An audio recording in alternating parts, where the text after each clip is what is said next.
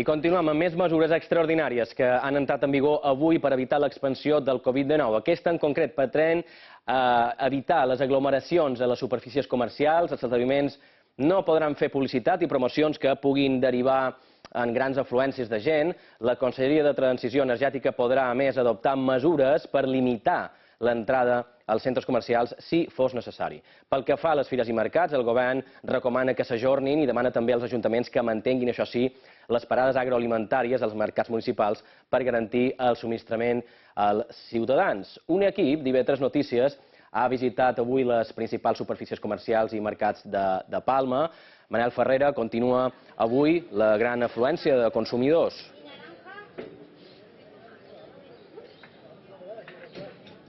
Bon dia, i sí, podem dir que continua tot ben igual que les darreres hores. S'han fet un parell de voltes per Palma, com tu comentaves, però també ens han comentat d'altres bandes, com a l'altra banda de l'illa, Cala Ratjada, moltíssima de gent anant als centres comercials, a les grans superfícies, als supermercats, i també a tendes com carnisseries o fonts, tots per comprar aliments i productes de primera necessitat, abastament per passar els dies.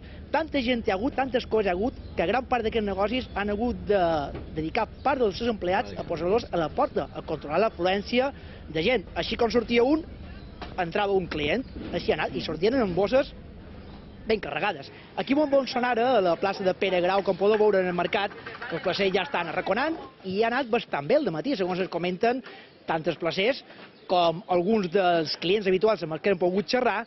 Ha estat un dissabte més o menys normal. Recordem que aquest dissabte i aquesta plaça sol haver bastanta afluència de gent que fa la compra setmanal dels productes frescos dels pagesos, productes del nostre camp. I això mateix volen destacar els placers. Calma total i que no s'ha de passar pena, que ells tenen garantits els seus productes per subministrar a la gent durant les pròximes setmanes sense passar cap tipus de pena, que tothom estigui en calma. I això mateix és un missatge que també dona els responsables de les grans superfícies, dels supermercats i del govern. Però és per demés, molta gent no hi creu i el cert és que la histèria i la psicosi s'ha apoderat de gran part de la població. Sale uno y entra otro, allá foro. Així ha estat tot el dematí na Rosa, encarregada d'aquest supermercat.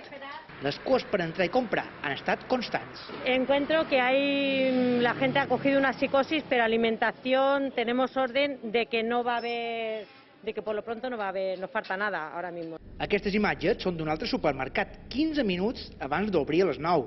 Les ànsies per comprar han sorprès els clients que habitualment van els dissabtes a fer la seva compra. S'han trobat amb gent protegida amb màscara i guants y tons para poder entrar. Cada sábado vengo, pero yo no esperaba encontrarme esta cola ni muchísimo menos.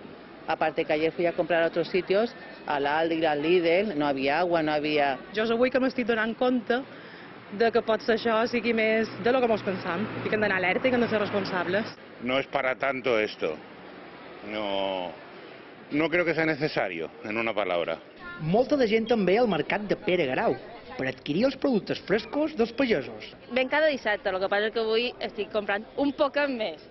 Fora cap aberració, però sí que un quilo i mig de patata, un poc més de cada. Per si de cas els dimarts no obrin a plaça. Hem de pensar que això durarà uns dies, que hem de ser realistes, que hem de comprar el que ens hem de menjar i el que hem d'utilitzar realment, i paciència. És una locura.